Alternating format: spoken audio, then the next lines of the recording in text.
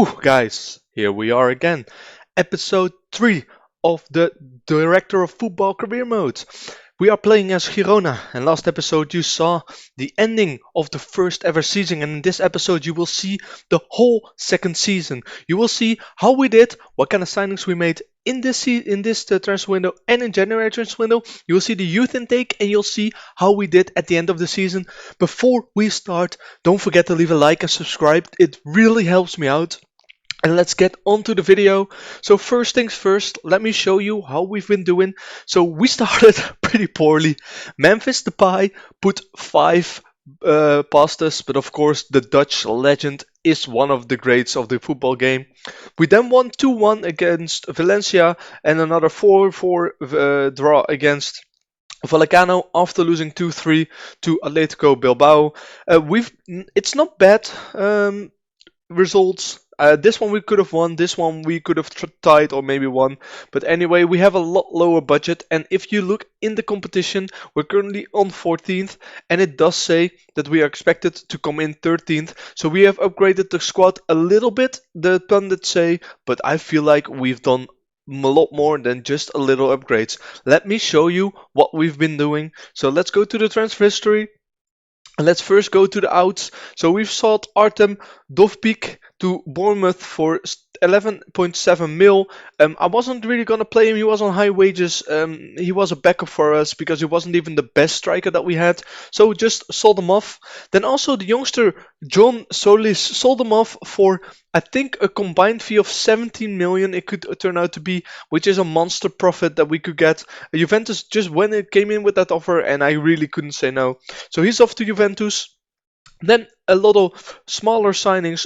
Porto has gone to Lens for 3.4. Really wasn't going to play him, and he was a bit older. Tony Villa also went to Espanyol for 1.5. I'm glad he's gone, as well as Arteto, who we weren't going to play a lot. We sold him in the end for 1 million to Brest. Wasn't really going to have any playing time for us. Then some backup players we also sold to Malaga, and Bernardo, our 35-year-old Colombian center back, has left also to Atletico Nacional. Why? We weren't really gonna use him anymore, so we've sold him. And in the place of those players, we already bought 5 players. So the first one is Seka Kota, and the people who also watch my other saves, they might know him because I've already bought him once there. So Koita in as an advanced forward, only paying 850k is a steal in my opinion. Then also Killian Fisher, a right back, a backup who we bought in. A very good player according to my data sheet, a very talented player and already very good at his position. We also signed Sergi Cardona, a left back who is very good according to my data sheet. He's going to be the starting left back for us, I do believe, and otherwise he's a good backup to have. Then Ellen Velasco, a very well-rounded player, good to have. Spent a lot of money on him, 6.5 million, so I really hope he's going to be worth it. But we are just going to have to see at the end of the season. And then Alejandro Frances, who we bought in at center back. We're going to need a center back later on because, as you can see, this is the team that I have picked as my starting team. And Daley Blind is 34 years old.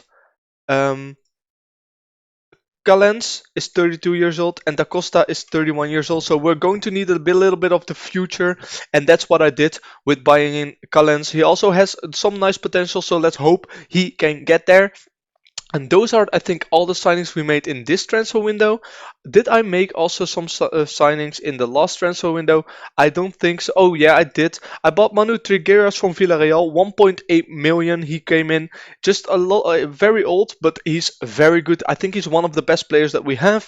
Then we also bought in Gonzalo Maroni, a very good backup shadow striker or advanced forward who can play anywhere in that front positions. Then we also bought in Roberto Pereira on a free, just a backup, 33 years old, not really gonna play a lot anymore, but just nice to have like a bit of squad depth. Then we also bought in Alvaro Fernandez, a goalkeeper, starting goalkeeper. He was a lot better than Gazaniga, who we had before, but we just kept him in. Also bought in Jairo Corteles, which you probably already saw. He's just a youngster. He didn't really pay much for him. Then also Miguel Atienza, we bought him in. just going to be a backup midfielder. Lebo Motiba, who's going to be the striker for us. You saw in the last episode that we brought him in the January transfer window. And then Jesse Lingard, of course, we also brought in. Then we also already sold some people before that. Manu Vallejo we sold for 7.5 million, so that's some nice cash. Then Paulo Gazzaniga we sold for 4 million, and beware, we sold him for 4 million. Then we bought a replacement for him, or we got him in on a free, who is actually also better according to my data stats. So very happy with that. Then also David Lopez left. I think he already left before, and I think all of these others didn't really leave. So that's all fine to see. So not really a lot going on there. According to, if we look at the staff, we did sell at some point, or we got in compensation for 2 staff members, and it was almost 2 million. That's just 2 million free money that we got here. Our overall bank balance is looking pretty nicely now. 16 million, of which 8 we have to spend on our transfer budget. I did ask if we could get a new training grounds. We couldn't, but as you know from the previous video, we are uploading, or we are upgrading our stadium, and we are planning to buy it as well. So we should be able to buy it at the end of the season, and that's going to be very nice for us.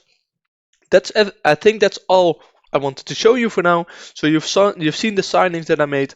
You've seen how we did. I will be back in the January transfer window. Before I skip to that, if you want to know how I make these signings, please follow the link below. In the link below, you will see how I set up the save as a director of football, and you can see how I do my signings. So I will leave the links to those videos in the description, and I will be back to you when we start the January transfer window. Hi guys, here we are. The January transfer window has begun. And let me show you how we've been doing. So we've lost against it. It's kind of okay. It's loses against wins, against tough wins, and then we're losing games we shouldn't be losing, against Tenerife right here, a 2-0 victory or a loss, which is just insane because Tenerife aren't even that bad, aren't even that good. Also a loss against Getafe, who are 14th in the league, so we just need to be a bit more consistent here. Also a loss against Cadiz, which is very random because Cadiz aren't also very good, and we had more XG. So very random results here I see. We do have some pretty tough matches here against Real Sociedad, Valencia, Atletico Madrid, and Valencia. But I think, other than that, we should get a couple of points here and there. We're still 11th, and last season we were 9th or 6th, I mean. But we aren't actually that far off the points that we had last season, so it's not going that much worse. It's just that it's going okay, but I want it to go like a lot better. So what I'll be doing is I'll be scouting in the January transfer window for some free transfers that we can pick up, and hopefully they can help us boost our squad level up a lot. So that's what I'll be doing in the transfer window. I will be back to you once I finished those signings and once I've possibly found some reinforcements that we can use at this moment. So I'll be back in a little bit. Alright guys, the end of the January transfer window is here, and let's see how we did. We did actually do pretty well. 2 Spanish Cup games in which we won, and then a third one in which we lost, unfortunately. But besides that, we had a win against Real Sociedad, a 6-0 win against Vallecano, a win against Atletico, which was very unexpected, and a tie against Atletico Bilbao, which means we are currently in 9th and not doing very bad for ourselves. If we can keep this up, we could actually finish maybe potentially in the European spots, which will help us a lot with the prize money that we get from that. We still have a tough road ahead of us because we still have Sevilla, Real Madrid, Barcelona, and I think Real San Sebastian, is Real Sociedad once again at the end of the year, but we should be able to make something of it. Then as for transfers, the only person that I've got in is Angus Gunn, a backup goalkeeper. He's going to be joining us next season, and he's going to be competing for the first time spot together with Alvaro Fernandez. If we look at the squad, nothing else really changed. No one left, and no one really came into our team. There was one person who I brought in, Mendes, who is just a backup player, but for 3k a week, just to have someone who can fill in a role for you sometimes is very good. I am going to be playing through a lot more. As you can see, Frances is unlocking really nicely. I've also gotten more scouts, so I've got 9 scouts, which means that I can use all of those scouts to scout more players and to also, when I find a player that's good, go ahead and click on the right mouse button and scout him fully, because I do need my players to be fully scouted for them to be able to be pasted into my Excel sheet. Anyway, that's going to be it. I will be back once we've got the youth intake going, and then I will be back after the season has ended. But first things first, you'll see me in 5 seconds with the youth intake of this year. So here we are with the youth intake, and as you can see, it's looking pretty well, pretty good. Few youngsters that are elite talents. I will show you them one by one. Shabir Mohammed Rasim is a Sri Lankan, but I think also Spanish blood. Not looking too good, but his physical's already up there. 13 determination, fairly ambitious. He might improve a lot, so let's just keep an eye out on him. Then Andrew, 17 determination, 17 flair. He's looking a real deal. Fairly determined as well, so also glad to have him in. And then the guy I'm most passionate about, Armand Asliana, an attacker who could play in that attacking role, but look at these mentals already and the physicals. 13 passing, 15 technique is like perfect for that position. Also high potential, so really looking forward to what he can become. And then we also have Ivan Muro right here. 13 determination, 16 teamwork, and 15 work rate. A realist, also very nice. And if we scroll down, then you see a lot more players who I just got because they had either a good personality or good mentals. This guy has 12 determination. Alfred Calm has 13. However, he's a mercenary. And then also these two guys I got in because this guy has 17 determination, which is not even that bad. And we also have Pep here, who has 11 determination but is a professional. So looking quite okay, looking quite okay. Some of them we could already put in our second team. So for example, Andrea, I will probably move into my second team if I am able to. And the other guys I will just keep in my under 19s, which should be fine. Anyway, that's who we signed. You can look at them all right here. Signed 2 more here, only because of their determination or their personality. And Edgar Fortes because of his personality, which is balanced, and 17 work rate, 15 work rate, 17 teamwork. Anyway, those were our signings, our youth signings. I will be back to you at the end of the season, and let me just give you a quick glimpse of where we are at this moment. We're in 8th, 3 points behind Atletico Bilbao, a few points behind Villarreal. So doing pretty okay for ourselves. It's a bit of an improvement from last year, but we're also buying our stadium. We're also getting more money in through a bigger stadium. So all in all, we're doing financially a lot better than we were doing last year. Anyway, I will be back to you once we have finished the season. Alright, last clip of this episode, the end of season review of Girona, how we did in the 24-25 season. Let's go through it. So first of all, the new arrivals who have made a big impact. They say Gerson Mendes, but I think the one with the most influence is Alvaro Fernandez, the new goalkeeper. Also, Koita doing pretty well, 39 games and 12 goals. Motiba coming in on a free, 10 goals, 4 assists, and Valesco taking 5 goals, 4 assists. All looking very nice. Also, Frances, our record signing of 3 goals, 1 assist, 39 apps, looking pretty good right there. Then, as our transfers out, you probably already know who went out this season. Vallejo, Porto, Charira, Gazaniga, one of the few that we need to mention here, and then loans out, all the youngsters that we've loaned out, and of course Alex Garcia, so he can get some playing time, and there's also a mandatory future fee on his contract. Let's go through the season results. We have finished in 7th, which is great, which is an improvement of last year. We're now into the European spots, which is good to see. This means, and hopefully our coach will do this as well, that we will get a lot of rotation going in our team. Of course, knocked out in the 4th round against Granada, beat 3 lower league teams, but then against Granada at home, it wasn't enough.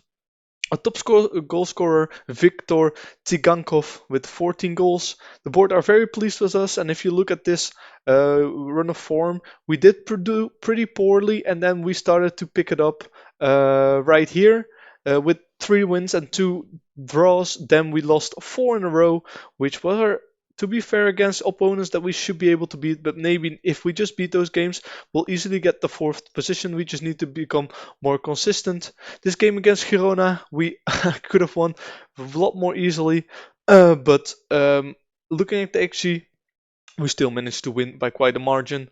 Then, as well as the end of the season, 4 wins out of our possible 6 games, which is really good and nice to see. Also, a 6-0 loss against Barcelona there, which is not very good. So, 7th position is an upgrade from last season. I think we have 6 points more than last season. It was very close here. Look, if you just lose one more game, then you're suddenly in 10th. So it's very, very close there. Luckily, we did manage to beat them to that European spot. Biggest win 6-1, 6-0 victory over Vallecona, and match to remember 2-0 victory over Sevilla. And of course, goal of the season for Martin. Apparently, I didn't really look at it. Then our finances. So we don't have any new sponsor deals. We did get more broadcast revenue this season because we finished higher, more corporate income and more match day income. The match day income is probably also because we have now a bigger stadium and we've bought it. Then for the shirt sales, 1 million in shirt sales. We've sold 6,000 shirts, which is okay. It's not great. It's just okay. Then how we lined up, no one actually scored above us a 7 overall, but as you can see, most of them did pretty well. Our new signing Frances has a 6.9 and he got played a lot, and Koita and Motiba also up front. Velasco to the left and Trigueros also in the middle doing pretty well, so very happy with that. Then do we have some new records? Yeah, Trigueros 10 assists in a game or in a season and 5 player of the matches, which is very nice. Then Yangol Herrera has the worst discipline with 6 yellow cards and 1 red card, which isn't even that much, I do say. And the highest transfer fee paid, of course, for Alejandro Frances. But as you saw already, he was definitely worth it. Then let's go to the manager timeline. I don't really find this very interesting, but here you can see how we did. So we passed the 21 million spent on transfers, and we brought in a record 37 million from transfer fees, which is nice. And talking about transfers, we currently have 7 million to work with 60k in the wage budget, which is the same amount that we had before. So not really a lot going on there. However, we do have 7 million in the negative in the wage budget, but we're going to get a lot of income, especially from the European spots and also from the Spanish Liga, which I think in the 7th spot you'll get like something like 50 million, so that's nice. Maybe we can earn something with player sales, because of course if we look at our tactic, Daily Blind is leaving and Calens is leaving, so two of our ball playing defenders are leaving, which means that Da Costa is the only one who's a backup in there, so we're going to really need to strengthen the squad. I'm just going to play a reactive here, so if a player gets sold or wants to leave, then I will bring in a replacement. For example, Juan Carlos needs to be replaced, but fortunately, we are already getting in Angus Gunn. And as you can see, I already made 2 bids for 2 players, but I'm not going to show you anything more about that. That's something for the next episode. If you like this episode, please don't forget to like and subscribe, and I will see you in the next episode, where we take on for the 3rd season of Girona's Director of Football. See you there.